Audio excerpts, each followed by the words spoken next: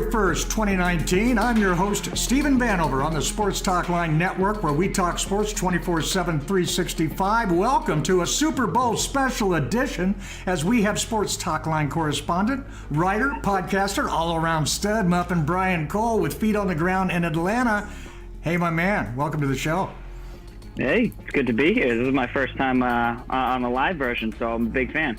Oh, cool. It's great to have you. And, wow, if you're going to make your first time, why not make it a Super Bowl entrance? Well done. Well, at this point, I mean, I'm here. We've been here every year, so it's, what else is there to do? It's the end of the season. I'm the only one still working. Exactly. And, we started out the show showing Tom Brady. I had some B-roll footage of him against Kansas City, and he's out there hours before the game, stalking, walking the field, checking out the things, doing what he does, which is, preparation is his middle name. What's it like there? I mean, you got to arrive with the team hits there. They've got this down to a drill, don't they? Yeah, I mean, at this point, it's a well-oiled machine. They're all organized coming down here. The players actually came down a whole week in advance. The players and the coaches were down here last Sunday, so that they could be down here, have a nice home base, and start preparing and practicing. They've been practicing at the Georgia Tech Stadium. They have a nice indoor facility, so they've been over there, and it's good. I mean, the team's organized now. From it sounds arrogant, but from doing it every year, they're used to the travel and all that, and they know how to come down and prepare with a week to go. So that's what they've been doing all week. They got meetings, they got practices, and everyone's been laser focused so far. Yeah, and that's a huge advantage. I mean, it's why the incumbent in politics has that advantage, because he's been there, he's done that. And, in the history of the Super Bowl, whenever you had that first-time team coming in there, you never knew if they were just going to all be partying or, down in New Orleans on Bleecker Street or something and just miss the whole game. But with you guys, I mean, it's, like you said, I mean, it's a drill. You guys have got it down to art. Well, let's dive into the game itself. There's a guy I want to talk about, and he's there in the regular season for sure, but he seems to wait till the playoffs to shine. And the guy that we're talking about, of course, is Mr. Edelman. And him and Brady, is that his security blanket rather than Gronk? Yeah, 100%. Gronk is, in my opinion, still one of the best tight ends in the league and one of the most dangerous weapons. But Edelman is 100% the security blanket. Just the way he plays, how reliable he is in terms of knowing what to do, knowing the right routes, understanding his opponent by studying film and stuff, and knowing, hey, am I going to sit in the spot here? Am I going to keep running? What am I going to do? And that's another big thing too. When you have a quarterback receiver relationship, it's easy to just, hey, you're running a post route, 7 steps, and then you break off. But when you know each other well enough that Edelman knows, hey, Tom's going to want me to slow down on this one, or he's going to want me to speed up, or how am I going to bend this route? Like, that's the relationship that they have. So it's not just being able to do the pitch and catch. It's understanding each other without having to directly, hey, this is exactly what you're going to do. Well, Brady's famous for having that communication with his receivers where he can just look at you, and then they know that, okay, new route, and they know what route it is. And that's because, like Edelman, he approaches it not like a wide receiver. He's a quarterback coming up to the line, isn't he? Exactly. He has trained. I mean, he went through college as a quarterback, so it's not like he doesn't understand. I mean, he was no fantastic quarterback. I mean, at Kent State, he wasn't an Aaron Rodgers in college or something, but he understands how to run an offense. And I think that helps them, especially understanding what a quarterback's looking for depending on the route and the game situation. All right. And, let's talk about the tight end, which is normally a security blanket for a quarterback. And for Brady, it's not really that. So I look at Gronk more as that weapon that you look to employ in certain situations more than a security blanket. Exactly, because I think he gets so teams do everything they can to stop him through double teams and press coverage and this and that it's not easy to just get it to him, and it's harder to put him into completely favorable matchups. But if you can get him the ball, then he's just, when he gets out in open space, he's hard to take down. His catch radius is huge. His hands are great. He just can cause so many problems for a defense. that, I mean, he's looked slower this year, and I'll give it to a lot of people think he's in a serious decline and whatnot. He has not quite looked like himself, but he's still one of the most dangerous tight ends in football, and there's no doubt about that. Well, I think you really described it well. I mean, is he the best tight end in pro football right now? No, he's not anymore. He's, top 5, actually top 2 or 3. You could argue for 2, but okay, fine, top 3. If you're the top 3 tight end in football, you're still darn good, aren't you? Exactly. And plus, everyone's been harping on how he hasn't had as much offensive production with catches and touchdowns and whatnot. But if you look at the way he's blocked this year, he has made up for it. And that's an underrated thing. But you look at the way he's blocking it, and it has opened up huge holes on the offense for Sony Michel and the Patriots running game that has been unbelievable this year. And he doesn't get the credit for that because you just don't think about it. But it's been crucial for their offense and their running game. Yeah, I was actually looking for a highlight over here. You reminded me of it. It was against the Saints, or not the Saints. Anyhow, he basically blocked 3 guys going to the left because he took the guy that he had a hold of, and he was holding him, okay, but he got away with it. And he slammed him into the other 2 guys. That's what happens, yeah. Oh yeah, come on. They all hold a little bit. Come on. Yeah. So and he's just such an effective player. Another guy who understands situations, doesn't he? Yes, exactly, and that's the thing. And you haven't heard him complain this year because he knows, hey, you know what? I might not be catching the ball, but I'm blocking the ball. I know exactly how I'm contributing, and the best thing about it, when he's blocking, he's able to get out in space and block linebackers and safeties, which sometimes is where he gets the hold because they're a little faster. But he's still able to get out there, or he can block on the edge, and he can take on edge defenders, which is not easy to do. He has the size and the speed to be able to do both. Oh, yeah. Take him on. He can dominate him, which is just freaky. Yeah. It is freaky, man. And you talk about that. I think it was against the Chiefs. There was plenty of people on Twitter going like, oh, yeah, he's lost a step. He's not dominant anymore, et cetera, et cetera. Right about then, he dragged 3 guys for a first down, and I commented back to him, yeah, you're right. He only dragged 3 with him that time. He's just not the same old Gronk. The same old Gronk would have dragged 4. Yeah, but everyone also saying he's not pushing people around, or he's not the same. 2 plays before, he had driven 3 Chiefs linebackers back to put Tony Michel in the end zone. So exactly, it's a mix. Exactly. He's certainly not the same receiving weapon. That's a fact, but it doesn't mean he's any less dangerous of a player overall. Especially in that team, because Belichick, that's one of the things he teaches them, is to be aware of situations. And then when your skills change up a little bit, that's okay. He knows how to employ them. That guy, I got nothing but respect for that man. And let's talk about Mr. Belichick for a moment. He certainly seems to be having a very good time, more so than normal. I mean, what's up? I think I've thought about it a lot, and I think this year meant I think it wasn't just the team that had a chip on their shoulder. I think he had a chip on his shoulder because through the entire year, all he's heard about is how he blew the last Super Bowl against the Eagles last year because he didn't play Malcolm Butler, and for good reason. He deserved to hear about it. Yeah. But I think he's heard that all year, heard that he's lost a step, he's not as good of a coach, and then when the Patriots had the Miami debacle a few months ago, right, people were also lambasting him for having Gronk on the field and everything, and so he's had to hear it, and I think he has a chip on his shoulder of, hey, I want to win, I'm getting back here, let's just go in and we're going to take care of business. And I think he's also seemed to have more fun because I think he's realizing, hey, this can be fun again. It doesn't just have to be business. Like, we don't, it's 3 years in a row, let's just take some of that, appreciate that, and enjoy it if we can. Yeah, that's right there. I think he nailed it. He seems to be taking a breath, a moment, to just look around and go, hey, this is good. This is fun. All right. One thing I want to ask you about, and my bad for not hitting it earlier, and that's the game itself coming up. Okay. Now you know the Patriots very, very well. And you touched on some things earlier in your writings and stuff that I think was spot on, especially because you were talking about what could very well be the most important players of the game, and I am in total agreement with you. And we're talking about this guy right here. And the 2 guys with him, the 3-headed monster that is the Patriots running game. This could be huge, couldn't it?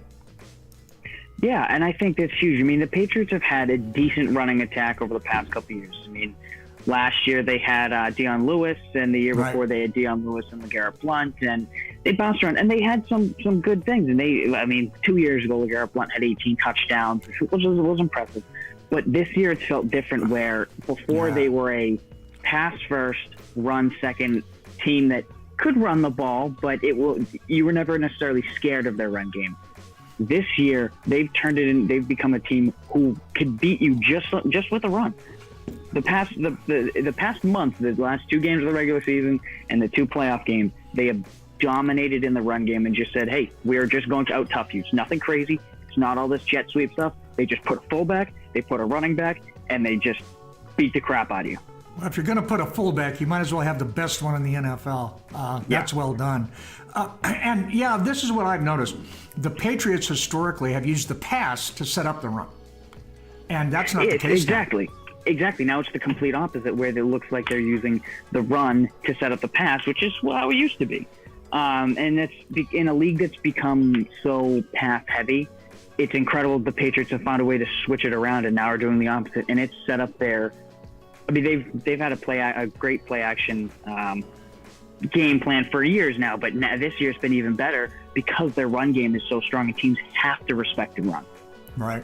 And it's so impressive. I was calling it here as they came into the playoffs, when they would go up against a team, specifically the Chiefs. I said, hey, what they're going to do against the Chiefs, they're going to run the ball, because the Chiefs can do one thing, and that's get after the passer. So if you don't pass, it kind of takes that out of the game. And that's what it is. They dominated on the ground. I mean, just dominated. I was so impressed with them. But like you said, it started about week 13, I think, something like that. And wow, they just kicked it up a notch. It's yeah. And I think what was most impressive to me about the Chiefs game was that you knew the Chiefs knew that the Patriots were going to run the ball. They knew it. Because that's how they had beat the Chargers. The Chiefs knew that, hey, our run defense hasn't been good, so we are going to have to stack the box, man up on the receivers, and just give it everything we have. They did that, and it still wasn't enough to completely stop the New England run game. The Patriots still pushed through and still got plenty of yards and plenty of gains on the ground. And that was, incredible. You know, and also the running backs, that's what's so cool about your guys. Your running backs, they're just as deadly through the air. And I'm talking about James White. I mean, that guy, the screen pass, he is an artist. Yeah, in my opinion, he is one of the best, if not the best, receiving running backs in the NFL. But I mean, maybe Kamara's better, and Barkley was pretty good. But just he's so fast. When he gets open space, his vision is perfect, and he's fast enough to get through holes. He can cut like it's unbelievable. When you just watch some of his cuts, when he gets out on the space, he can plant his foot and blow by someone in a heartbeat. It's impressive. Yeah, it's fun to watch, unless you're on the defense. I mean, probably not that fun. Okay. Exactly, and they can create so many mismatches with him because he's faster than most linebackers. He's as fast as many safeties. And him and Tom, like you mentioned before with Edelman, that Edelman's a safety blanket, stuff like that. So is James White, and his connection with Brady has developed so strong that they just know how to work together. One of my favorite plays from earlier in the year, I think it was on Mic'd Up after the game, but it was against the Vikings. Brady snapped the ball. He went, checked up at the line, and went under center. James White was behind him. He snapped the ball, turned and faked a handoff to White, and said to him, after snapping the ball, he said, check down in 1 second, and then turned immediately and threw it. And White knew. He heard him as he was running by and knew, like, he was able to process well enough, turn and catch it and go right where Brady wanted to. Wow. And it's just a cool thing when you think to be able to – both players had to be thinking on their feet, hear each other, understand, and I don't know. It's just such a cool thing to see a relationship that strong, and it's why they've had so much success this year. Yeah, what a story. And now, all right, we've been talking about the offense all along, and we're going to shift gears a little bit. And I'm going to throw a guy out there that has been a mainstay for you guys for years. Didn't have the best year, and I'm talking about Hightower. But, man, has he been showing up in the playoffs. He has not been hurting you guys. He was in the regular season a few times. He's getting older, but he's still got that mind. He's still got that competitive fire and spirit. I am picking him to have an unreal game because I think he's going to let it all hang out. What is your take on Hightower, and where is he right now in his career? I think he's definitely on the downturn in his career. I could be wrong. He could have a resurgence. He could be down. He's struggled with injuries for a while now, and I think it's just kind of taken a toll on him. I mean, his 2014 season was his best. It was unbelievable. 100-plus tackles and 7 sacks. It was just crazy. And ever since, he hasn't been able to match that production. And this year, he's been able to make up for it with some of the biggest plays for the Pats every season, where, for example, in Super Bowl 51, he had the strip sack of Matt Ryan and whatnot. There was that, yeah. Yeah. But in terms of regular season production, I mean, for the first half to 3 quarters of the regular season, he was a wasted body out there. And I hate to say it because from someone who is a talented player, but he did not look like himself. He wasn't making tackles. He wasn't getting pressure on the quarterback. He's too slow to cover. And it was disappointing for a player who has been so good in the past. But over the past couple of games, he's kicked it to a whole nother gear. His tackling has improved. He's been right in there on the pass rush every play. So he could be a key factor. As someone who's been there multiple times, he's going to be a leader on that defense, and it could come up with a big play when the Patriots need it the most. That's what I think is going to happen. I just don't see that guy going quietly into the night. I see him making a splash. I mean, he's got it in his genes, man. All right, another guy on defense that, and actually not a guy. I'm gonna call them all out because I think they've been playing top-notch football. The vastly underrated secondary that you guys are. I think it's the best secondary you guys have had for many years. I completely agree. I think the only secondary in the last decade that has rivaled them is the Patriots secondaries in 2014 when they had Darrelle Revis, Brandon Browner, and then Devin McCourty and Deron Harmon. But the way they've played this year, and especially when they came into the season with so many questions, Stephon Gilmore had a decent season last year, but not what we thought not for the contract he was making. We weren't sure if he was going to play as well as he did this year. They traded for Jason McCourty, and he almost ended up getting cut in camp, or at least was on the roster where they were thinking about it. They weren't sure. They drafted Duke Dawson, but he was on injured reserve. Eric Rowe was an iffy thing because of how poor he played last year. All these questions, and Patrick Chung. When you got Patrick Chung back there, you always have a question, and that guy has just had a great year, hasn't he? Yes. And that's all of it. And that's what you could look at every single player out there, and there's been no one who's been a disappointment. No. Everyone has stepped up. I mean, Gilmore returned to all-pro form was unbelievable. Jason McCourty surprised everyone and turned into one of the better cornerbacks, had one of the better seasons for a cornerback in the NFL this year. I mean, wasn't the best, but I mean, considering that the Browns traded him away for basically swapping 6th and 7th round picks, I mean, it was a steal for the Patriots. And then again, the safeties, you go back to it. Patrick Chung is one of the toughest players that I've watched play. I mean, he fights through a lot of stuff. He's not always the best in coverage. Sometimes he makes mistakes, but he flies around. He's a fantastic tackler. Yes. And then him combined with Devin McCourty, who's, again, one of the best tackling safeties in the league. They've been good. They've been very good and underrated by most other people. One of the things with people, they give up a lot of yards sometimes, but I think that's sometimes they're okay with that. They give up yards because they'll be like, hey, you know what? We're going to drop into zone, let you guys drive the ball down the field a little bit, and then stop your run game and stop you from scoring a touchdown. Right. Because they don't care about preventing, they don't care about the stats. They're just like, hey, let's stop points. Only one stat matters. It's that one in the end zone, okay? That's it. All right, another thing I want to hit you up, and this is going to be cool, and that is I cannot think really of one team in the NFL right now that would have been able to recover from this. Specifically, you have a wide receiver that is one of the most talented wide receivers in the league. All right, you got him from the Browns as well. Okay, and they just like you guys. I don't know what it is. Okay. Yeah. And he became a focal point of the offense. And generally, when you have a team that goes and they get to the playoffs, by the time they get to the playoffs, they have got rid of all the stuff that doesn't work. They're focusing in on things, and they have an identity and a rhythm. And it's different every year for the Patriots, which is really strange, but you guys can do that. And here, that he was becoming a focal point for your offense. He left, and you guys did not miss a beat.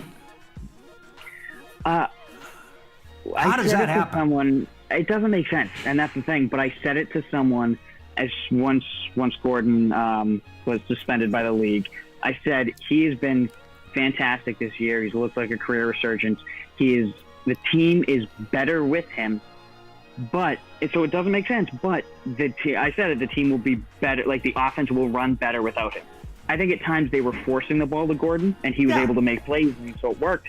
But without him, without having almost the need to force the ball to him, the offense opened back up into the way it was last year, where they were just moving it up the ball, throwing it to who's open, finding matchups, and doing certain things to get everyone involved.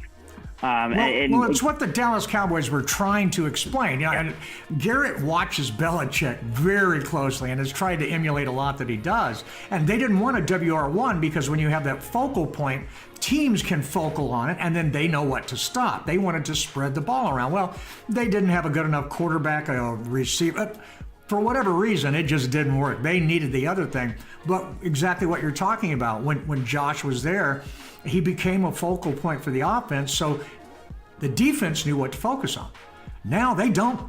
They really have no freaking idea where the ball's going. Yeah, I think before it was, you had Gordon, you had Gronk, and you had Edelman, and the ball was going to one of those three. If they were throwing the ball, that's what it was. Now there's a legitimate chance you have no idea. The Patriots are going to pick the best matchup that will pick what they think is the best matchup.